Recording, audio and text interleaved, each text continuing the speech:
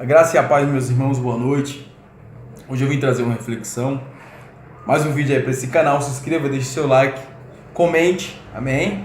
Você tem total liberdade de comentar, de se inscrever aí e ser uma bênção aí hoje esse canal maravilhoso que Deus tem nos dado, amém?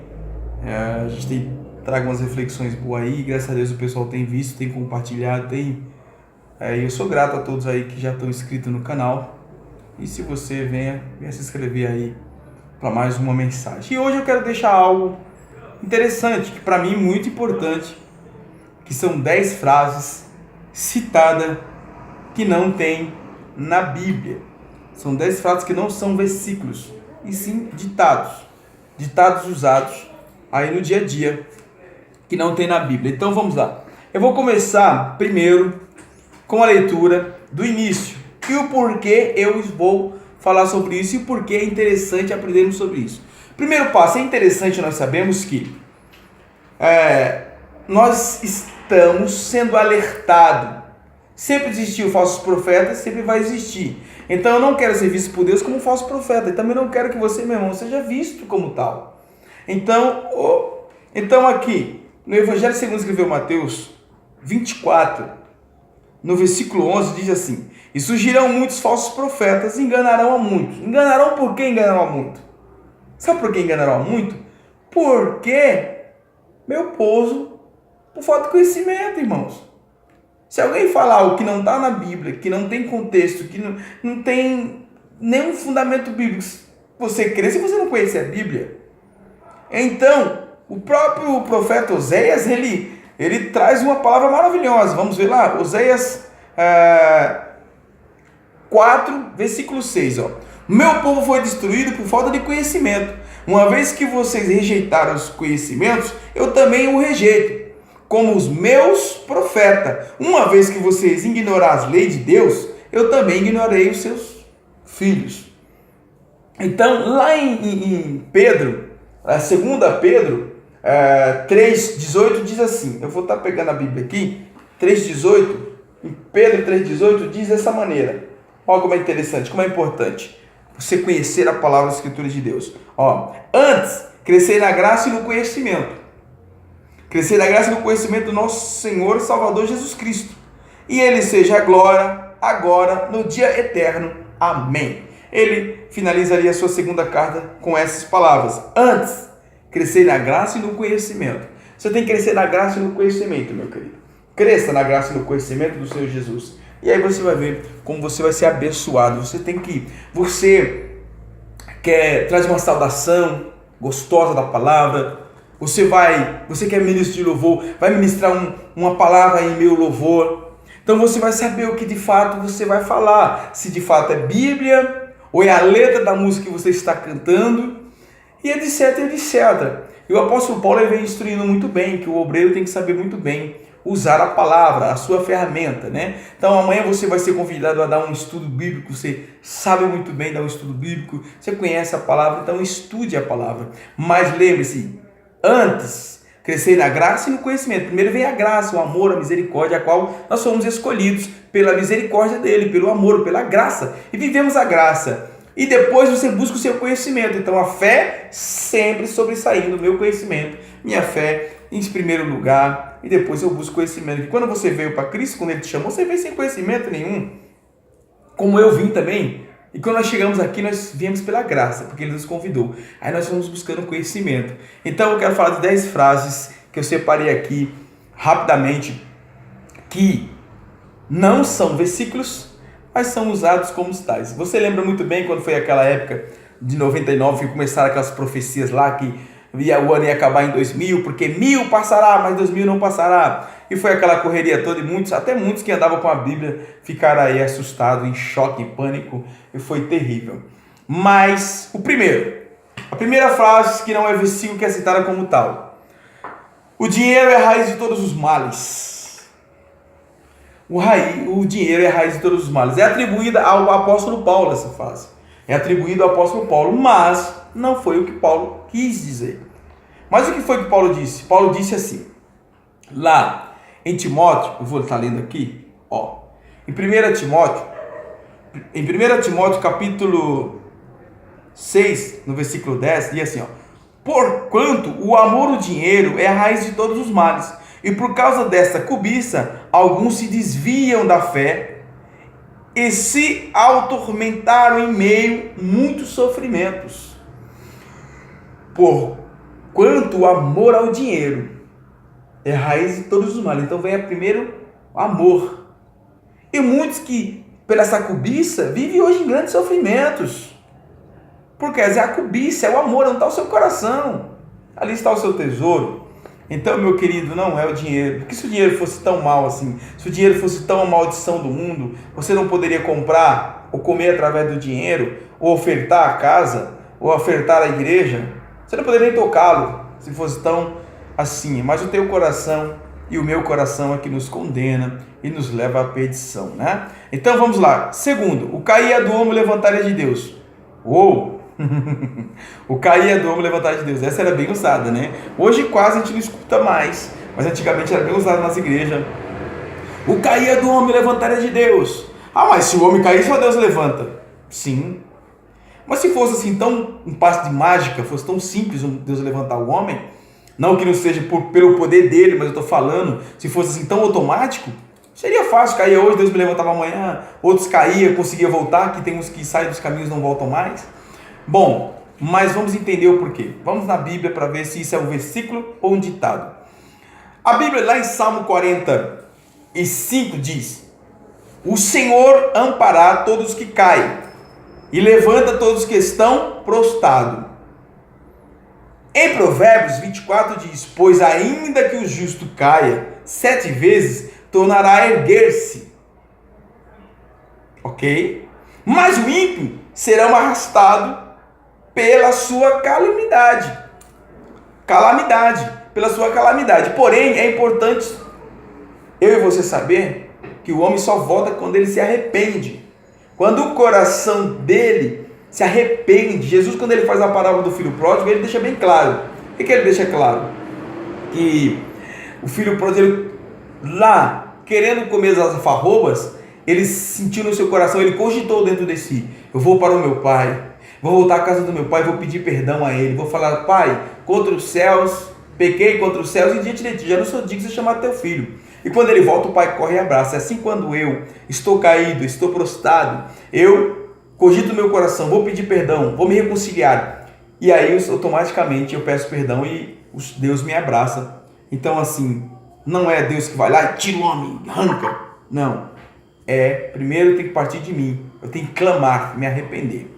Amém? Então não é um versículo, e sim um ditado. O cair é do homem e o levantar é de Deus. Terceiro ditado. Deus escreve certo por linhas tortas. Não é versículo? Não. Mais um ditado. Deus escreve certo por linhas tortas. Vamos lá ver na palavra? É uma frase bem citada, né? Aí, por alguns. Mas o que o Senhor quis dizer com isso? Isaías 55, 9 diz assim. Eu vou ler aqui. Isaías 55, 9 diz assim, ó: assim como os céus são mais altos do que a terra, também os meus caminhos são mais altos do que os vossos caminhos, e os meus pensamentos mais altos do que os vossos pensamentos. Ah, mas não é o suficiente para eu entender que Deus escreve certo por linhas tortas. Por que Deus faria isso? Se tudo é dele, está todo o poder na mão dele, por que ele faria isso? Qual que seria a mensagem dele para nós? Porque ele escreve com linha em certo em linhas tortas. Então, aqui, quando ele fala, os meus pensamentos são mais altos que os pensamentos, assim como o céu é mais alto que a terra. No Salmo 119, no verso 96, e compreendi que todos, vou pegar aqui para ficar mais fácil, e compreendi que toda a perfeição tem limites, entretanto não há limite para a tua lei, cuja grandeza é infinita. Então, olha aqui, compreendi que todas é perfeito. Em tudo ele é perfeito. Deus é perfeito. Grandeza e poder e justiça, ele é perfeito, irmão. Então não teria cabimento aí de ser um versículo. Deus escreve certo por linhas tortas. É um ditado. Amém? Vamos para o quarto ditado. O quarto ditado está escrito assim: quem não vem pelo amor, vem pela dor. Ou, quem não vem pelo amor, vem pela dor. Outro ditado e não um versículo bíblico. Parece. Irmãos, lembre-se, tudo que eu estou lendo aqui, ele parece muito com o versículo, mas não é. Quem vem pelo amor, quem não vem pelo amor, vem pela dor. Na verdade, o que está escrito aqui, na Bíblia, não é exatamente isso. Aí, muitas pessoas fazem menção lá da história do rei Nabucodonosor. O rei Nabucodonosor, ele viu grandes coisas, grandes maravilhas que Deus fez lá na Babilônia. E ele, em momento algum, se curvou diante de Deus. Mas depois que veio a profecia que ele ia ficar como um animal por 7 anos, ia ficar ali jogado, foi dor, aquilo foi dor. Será se foi dor? Ou não? Bom, eu vou ver aqui, Coríntios, a palavra de Deus aqui em Coríntios, 2 Coríntios 7, 9, diz assim, eu vou estar lendo aqui, essa tradução mais fácil. Diz exatamente assim: a tristeza segundo Deus produz um arrependimento que leva à salvação e não remorsos, mas a tristeza segundo o mundo produz a morte. Então, quando o homem está triste, está em uma situação difícil e ouve uma mensagem de Deus, ouve uma palavra, Deus envia alguém, automaticamente ele cria em seu coração ali um desejo e busca Deus. Uns vêm assim na rua e falam: hoje eu vou acabar com a minha vida. Ele está numa tristeza, está numa amargura. Aí entra numa igreja e ali Deus fala com ele e dali ele não sai mais. Vira agora um cristão. Mas com o rei Nabucodonosor, o que aconteceu? O que aconteceu com o rei Nabucodonosor é o que está escrito lá no livro de Provérbios 29. O que aconteceu com ele? Vamos ver lá o que está escrito em Provérbios 29. Provérbios 29 está escrito assim: o homem que muitas das vezes é repreendido e endurece a cerviz, será quebrado, de repente, sem que haja cura. Cerviz. Então, o que aconteceu com o rei Nabucodonosor foi isso. Ele era repreendido. Tudo ele foi repreendido, mas ele era duro, era uma pessoa difícil. E aí, Deus entra com ele e põe ele no estreito para que ele entenda o que realmente Deus é Deus. Né? O homem para que me dê filho para que se arrependa. Então é tremendo, Deus é tremendo, né? Então vamos lá. Então, quem vem pelo amor, quem não vem pelo amor, vem pela dor também, é um ditado e não um versículo bíblico. Partimos para o quinto. O quinto é bem conhecido por todos. Um pouco com Deus é muito. Um pouco com Deus é muito. O que é que diz a palavra? É um versículo ou um ditado? Um ditado. É um ditado. A palavra diz assim, em Provérbios 11, 24 diz assim: a quem dá generosamente e vê aumentar as suas riquezas, outros retêm o que deveria dar e cai na pobreza. Então, ao que dar com alegria, ao que dá voluntário, e aquele que deveria dar, ele retém. E aí, meu irmão, nada vai fluir. Então, um pouco com Deus é muito. Se você pensar na multiplicação dos pães, você vai... Poxa, mas Jesus pegou um pouquinho em suas mãos e multiplicou. Sim, pegou pães, peixe ali, fez obra maravilhosa. Fez uma multiplicação maravilhosa. Mas lembre-se, um pouco com Deus é muito. Não é versículo, e sim ditado, que é falado aí pelos pregadores do Evangelho. Vamos lá para o sexto, para nós correr aqui. É dando que se recebe. É dando que se recebe. Mas se eu dar, eu vou receber? Depende. É dando que se recebe. Vamos lá. Vamos para a Bíblia, né? Atos dos Apóstolos, capítulo 20, versículo 35, diz assim. Aleluia. Olha como Deus é maravilhoso. Olha como o que diz: em tudo que fizesse, mostrar-lhe que é mediante o trabalho árduo.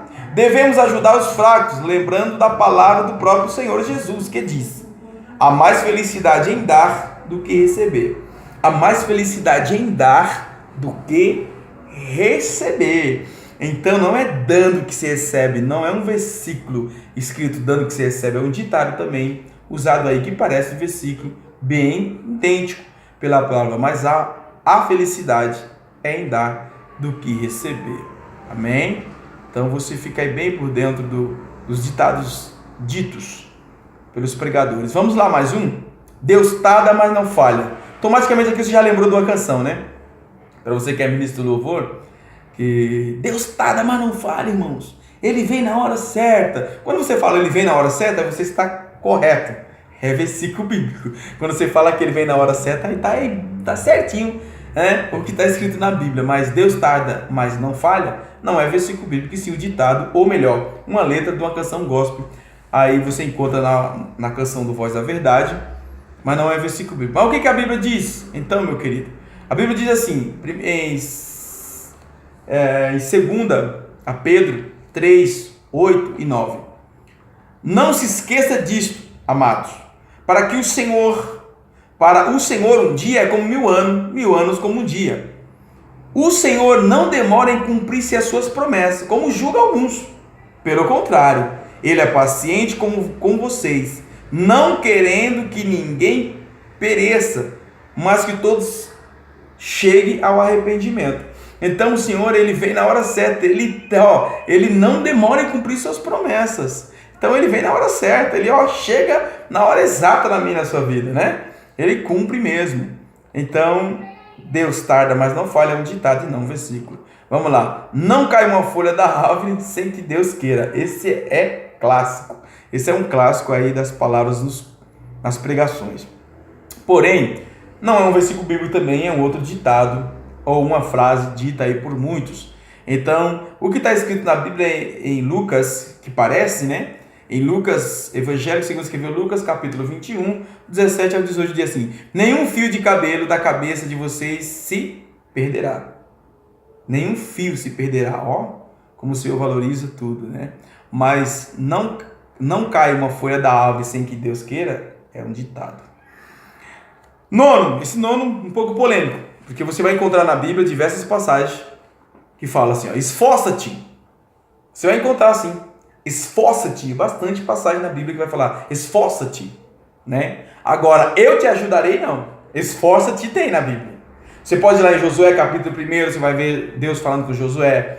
Você vai andar na Bíblia e vai achar diversas passagens. Agora, esforça e eu te ajudarei não tem, irmãos. Não tem na Bíblia. Por isso, o que Deus fala claramente comigo, para eu e você entender, é assim, Vamos lá em Deuteronômio, capítulo 10, versículo 17, diz assim: porque Deus não é um Deus que faz barganha. Ele não precisa que se esforce para te ajudar, para te livrar e para te abençoar. Deus é o Deus. Ele faz o que Ele quer, Ele faz o que quer. Se Ele estiver que fazer, Ele faz. Está escrito, pois o Senhor Deus é o Deus dos deuses, soberano dos soberanos, o grande Deus poderoso, o temível, que não age com parcialidade, nem aceita suborno. Então, esforça-te, está escrito, mas eu te ajudarei não. Nosso Deus não aceita suborno. Então, Ele simplesmente veio, faz tudo como Ele fez e continua fazendo. Décimo e último diz assim, Jesus é o médico dos médicos. Essa também é muito usada. Porque Jesus é o médico dos médicos. Sabe por que Jesus é o médico dos médicos? Porque parece muito, e dentro da escritura que Jesus é o médico dos médicos, que também é um ditado e não um versículo, é porque lá no Novo Testamento você vai ver grandes milagres de Jesus, grandes curas de Jesus. Até aquela mulher que tocou na sua orla, tocou no seu manto, foi curada. Jesus lhe pôs a mão, outros Jesus ordenou, está curado. Jesus ressuscitou. Bom, houve muitas curas aí, muitos milagres, mas lembre-se que não tem um versículo escrito que Jesus é o médico dos médicos, e sim um ditado. Amém? Então, essas são as 10 frases que eu queria deixar para você, meu querido, e para mim também, aprendendo com as escrituras. Perdoa, já te peço perdão dos meus equívocos, me ajude aí a compartilhar essas mensagens, e me ajude também, deixe seu comentário, deixe sua crítica, deixe sua visão, põe outros ditados. Tem muitos ditados na Bíblia, muitos ditados que as pessoas usam que parece ser versículo que não é, tem vários. Eu chuto aqui mais uns 10. Eu vou pôr aqui mais uns 10 ditados, mais que eu sei aqui, que eu conheço, que não tá, que as pessoas usam. Mas se você também tiver algum, lança aí no comentário embaixo aí no canal. Me ajuda a fazer esse canal maravilhoso. Me ensina, e eu aprendo com vocês aprendem comigo, e vai dar tudo certo. E aí Deus vai abençoando o nosso conhecimento. Então, meu querido, desde já eu sou grato por a compreensão, desde já eu sou grato pelo seu like, aí pela sua visita ao canal. Se inscreva, seja uma bênção. E manda essa mensagem para outros. Se você sentir no seu coração, Se você acha que é desnecessário, guarde para você. Pelo menos você guarda. Eu guardo para mim, irmão. Porque eu tenho que guardar a palavra no meu coração para mim não fazer coisas erradas aí nesse mundo afora. E sempre deixar Deus dominar a nossa história, a nossa vida. Porque Ele pode. Então, você aí acabou vendo que são frases que não são versículos, mas são. Eu vou frisar aqui numa ordem para que você entenda. Ó. Primeiro, o dinheiro é a raiz de todos os males. Ditados. Segundo, ditados, e não versículos. O cair é o domo e levantar é de Deus. Terceiro ditado. Deus escreve certo por linha tortas. Não é versículo. Quarto ditado que não é versículo. Quem não vem pelo amor, vem pela dor. Quinto, um pouco com Deus é muito. Também é ditado, não versículo. Sexto, é dando o que se recebe. É ditado e não versículo. Sétimo, Deus tarda, mas não falha. É ditado e não versículo. Oitavo, não cai uma folha da árvore sem que Deus queira. É a letra de uma música e não um versículo bíblico. Esforça-te e eu te ajudarei. Esforça-te tem na Bíblia. Esforça-te tem, mas eu te ajudarei não. Então se torna um ditado e não um versículo. Jesus é o médico dos médicos e aí também é um ditado e não um versículo. Tá bom? Deus abençoe a sua tarde. Fico com essa reflexão para a sua vida. Que Deus abençoe em nome de Jesus.